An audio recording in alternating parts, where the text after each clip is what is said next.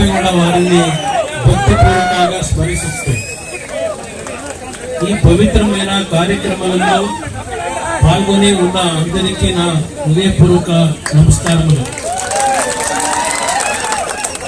వేదిక మీద దివ్య సాన్నిధ్యం వహించి ఉన్న పరమ పూజ్య స్వామి వారి అందరూ నాయకులు మరియా వి కోట ప్రజలందరికీ నా ನಮಸ್ಕಾರಗಳು. ನಾನು ಬೇರೊಂದು ಕಾರ್ಯಕ್ರಮಕ್ಕೆ ಹೋಗಬೇಕಾದಂತ ಹಿನ್ನೆಲೆಯಲ್ಲಿ ದಯವಿಟ್ಟು ನಿಮ್ಮಲ್ಲಿ ಅನುಮತಿ ಕೊಡ್ತಾ ಇದ್ದೇನೆ.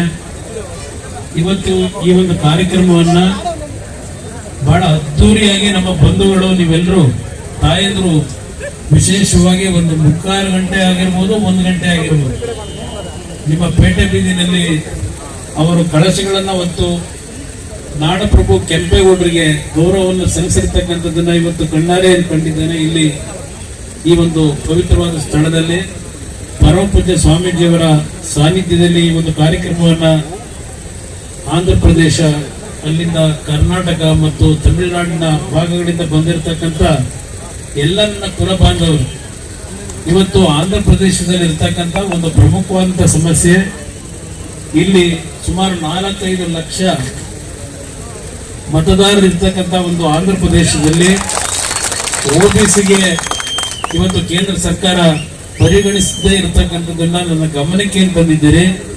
ಪರಮ ಪೂಜ್ಯ ಸ್ವಾಮೀಜಿಯವರು ನಾನು ಇಬ್ಬರು ಕೇಂದ್ರ ಸರ್ಕಾರದಲ್ಲಿ ಇವತ್ತು ಓಬಿಸಿಗೆ ಆಂಧ್ರ ಪ್ರದೇಶದ ನಮ್ಮ ಒಕ್ಕಲಿಗ ಸಮಾಜವನ್ನ ಇವತ್ತು ಸೇರ್ಪಡೆ ಮಾಡಿಸ್ತಕ್ಕಂಥದ್ರಲ್ಲಿ ಪ್ರಾಮಾಣಿಕವಾಗಿ ನಿಮಗೆ ಧ್ವನಿಗೂಡಿಸಿ ಕೆಲಸವನ್ನು ಮಾಡ್ತೀನಿ ಅಂತಕ್ಕಂಥ ಮಾತೇಳಿ ಇವತ್ತು ಕೆಂಪೇಗೌಡರ ಒಂದು ಪ್ರತಿಮೆಯನ್ನ ಅನಾವರಣ ಮಾಡಿ ಅತ್ಯಂತ ಅದ್ದೂರಿಯಾಗಿ ಕೆಂಪೇಗೌಡರ ಒಂದು ನೆನಪನ್ನು ಮಾಡ್ಕೊಂಡಿರ್ತಕ್ಕಂಥ ನಿಮ್ಮೆಲ್ಲರಿಗೆ ನಾನು ನಿಜಕ್ಕೂ ಅಭಿನಂದನೆಗಳನ್ನ, ನನ್ನ ಕೃತಜ್ಞತೆಗಳನ್ನ ಸಲ್ಲಿಸ್ಲಿಕ್ಕೆ ಬಯಸ್ತಾ ಇದ್ದೇನೆ. ಕರ್ನಾಟಕದಲ್ಲಿ ನಾವೇನು ಕೆಂಪೇಗೌಡರ ಜಯಂತಿಯನ್ನು ಆಚರಣೆ ಮಾಡ್ತೀವಿ, ಅದಕ್ಕೆ ಸರಿಸಮನಾಗಿ ಇವತ್ತು ಈ ಒಂದು ಸಣ್ಣ ಒಂದು ಹೋಬಳಿಯ ಕೇಂದ್ರ ಇರ್ಬೋದು, ಈ ವಿಕೋಟೆಯಲ್ಲಿ ಇಷ್ಟು ಅದ್ದೂರಿಯಾಗಿ ತಾವು ಈ ಕಾರ್ಯಕ್ರಮವನ್ನು ನೆರವೇರಿಸಿದ್ದೀರಿ.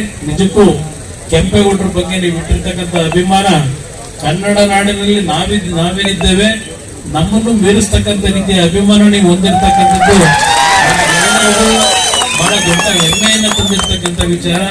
ನಿಮ್ಮ ಜೊತೆಯಲ್ಲಿದ್ದೇನೆ.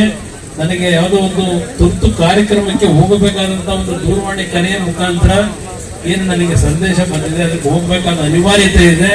ನಿಮ್ಮಲ್ಲಿ ಕ್ಷಮೆ ಕೊಡ್ತೇನೆ. ಮತ್ತೊಂದು ಬಾರಿ ನಾನು ತಮ್ಮ ಈ ಒಂದು ವಿಕೋಟೆ ಗ್ರಾಮಕ್ಕೆ ಬೇರೆ ಯಾವುದಾದ್ರೂ ಒಂದು ಕಾರ್ಯಕ್ರಮದಲ್ಲಿ ಭಾಗವಹಿಸಿ ಹೆಚ್ಚಿನ ಸಮಯವನ್ನ ನಿಮಗೆ ಕೊಡ್ತೇನೆ ಅಂತಕ್ಕಂಥ ಮಾತನ್ನು ಹೇಳಿ ನಿಮ್ಮೆಲ್ಲರಿಗೆ ನನ್ನ ಗೌರವಪೂರ್ವಕವಾದ ನಮಸ್ಕಾರವನ್ನು ಸಲ್ಲಿಸಿ ಮಾತು ಮುಗಿಸ್ತೇನೆ. ಜೈ ಜೈ ಕರ್ನಾಟಕ ಮಾತು.